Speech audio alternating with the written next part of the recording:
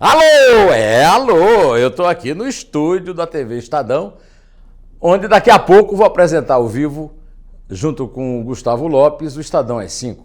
Aí estou aproveitando para conversar com você como faço habitualmente.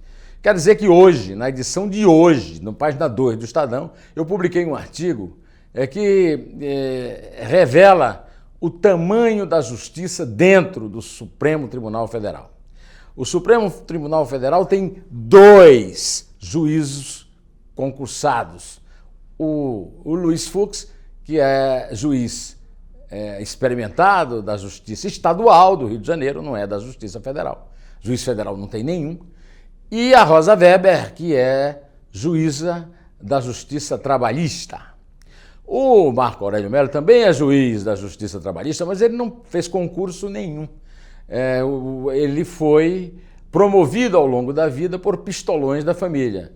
Quem o colocou na Justiça Trabalhista foi o pai, Plínio Afonso Farias de Mello, que era uma pessoa muito importante na área dos representantes comerciais no Rio, portanto no sindicalismo patronal, e conseguiu esse emprego para o filho.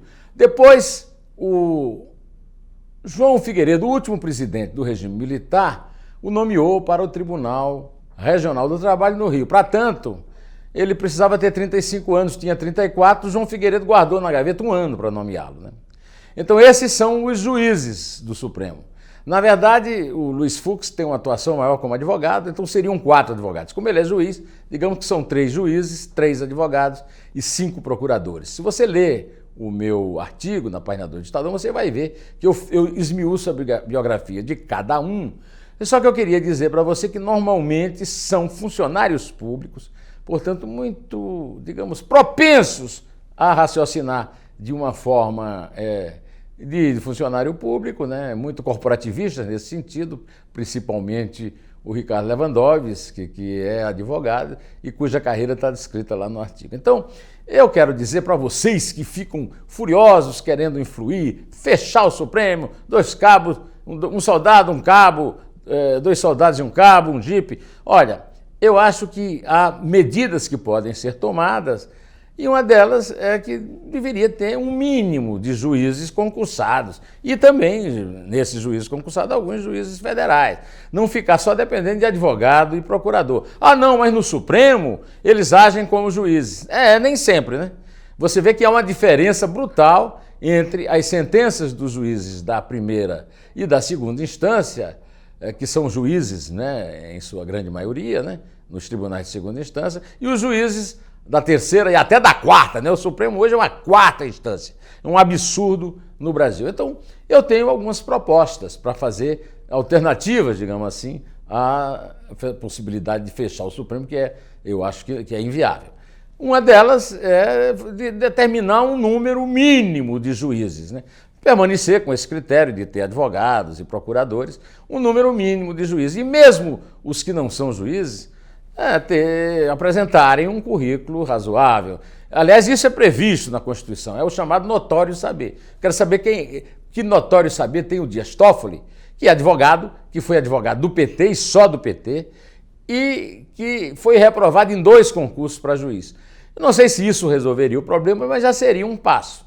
O outro passo a ser dado é reduzir essa vitalicidade, quer dizer, juiz do Supremo, ministro do Supremo, do Superior Tribunal de Justiça a vida inteira, dando um mandato. Um mandato de 10 anos é mais do que razoável. São 2 anos a mais do que os senadores. Então, é bom esclarecer que o ministro do Supremo e dos tribunais superiores, ele não é eleito pelo povo.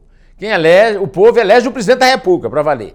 Aí tem aquela matemática complicada da Câmara, e os próprios deputados e senadores é que elegem os presidentes dos poderes legislativos, o Senado e a Câmara, né? E aí isso é que cria esses conflitos todos que vocês estão assistindo no Brasil. Então, outra coisa que eu proponho, que eu acho que o Bolsonaro devia estar se encarregando de botar o pessoal dele lá para discutir, revogar a PEC da Bengala. Porque, olha, desses ministros que estão no Supremo, somente o decano Celso de Mello, que foi indicado por Sarney,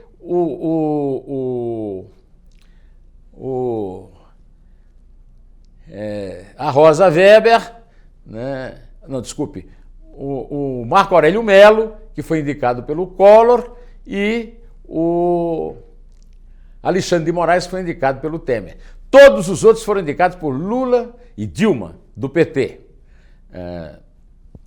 Isso é uma coisa que vai durar eternamente. O Dias Toffoli, que foi indicado pelo Lula, ainda foi favorecido pelo Eduardo Cunha por causa da PEC da Bengala, que lhe permitirá ficar no Supremo até os 75 anos. Já tem juiz aí que deveria estar fora, se não fosse a PEC da Bengala. Então eu sou a favor de extinguir a PEC da Bengala e aposentar aos 70, por que não? Bem, dentro ainda dessa área da justiça, eu quero dizer para você que estou enojado com o fato da segunda turma do Supremo ter soltado Regis Fichtner.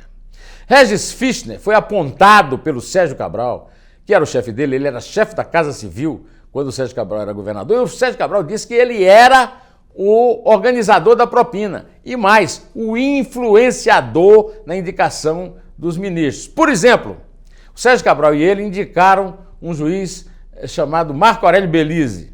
Marco Aurélio Belize é cunhado de Regis Fichtner e do irmão deles, Antônio Fichtner, que é dono de um dos escritórios mais abonados do Rio de Janeiro em matéria de advocacia. O Sérgio Cabral contou isso de graça, não foi em delação premiada, não. Isso está aí para a verificação. E o Regis Fichtner é um perigo lá na possibilidade de vir a usar do recurso da delação premiada, porque sabe muito do judiciário, talvez a única porta que leva ao judiciário, uma vez que o Sérgio Cabral tem resistido a tentar a delação premiada entregando ministro dos altos escalões lá da Justiça, né? Pois bem, eu gostaria também de dizer que fazer ainda hoje, né, um balanço da viagem do Bolsonaro por Israel. Eu vou fazer apenas, como a gente vai ter pouco tempo e muito assunto, vou fazer uns highlights, né? Em primeiro lugar, eu quero lembrar a vocês que é para comemorar a humildade que o Bolsonaro está adquirindo nessa viagem. É uma viagem muito importante do ponto de vista político. Israel é um Estado democrático, ao contrário dos Estados árabes, que são inimigos e que são ditaduras, e ele tem demonstrado uma tendência, por exemplo, a dar entrevistas. Ele deu uma engrossada com um repórter da televisão que perguntou sobre o nazismo de esquerda, que é uma bobagem, né? Nazismo de direita está reconhecido pela historiografia.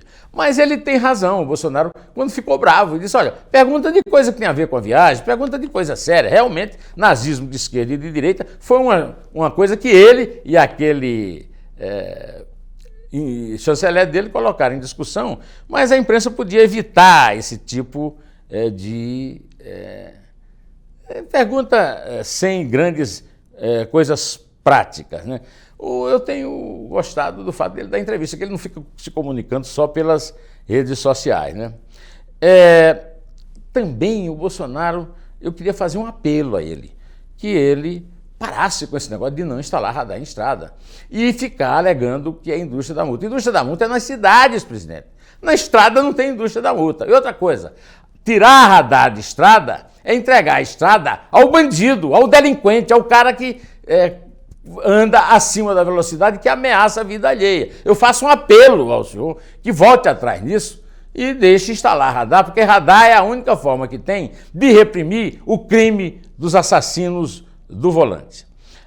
Antes de encerrar, eu quero só completar um comentário que eu fiz sobre a Assembleia Legislativa de São Paulo, que eu já fiz há 2 ou 3 vídeos atrás, que no meio daqueles assessores que o PT e o PSDB contrataram, aumentaram o número de assessores, está lá Luiz Cláudio Lula, um filho do Lula.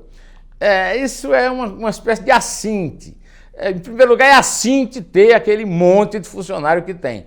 E agora levar o filho do Lula, o Luiz Cláudio Lula, para lá. Acho que está na hora de acabar com esse tipo de assunto e, sobretudo, alguma coisa tem que ser feita para que não continue essa farra de nomeação de assessores em gabinetes, principalmente do PT, que tem o secretário-geral Enio Tato, e do PSDB, que tem o presidente, né, o Cauê Macris. Bom, eu vou ficando por aqui, direto ao assunto. Em pé. E só a verdade nos salvará.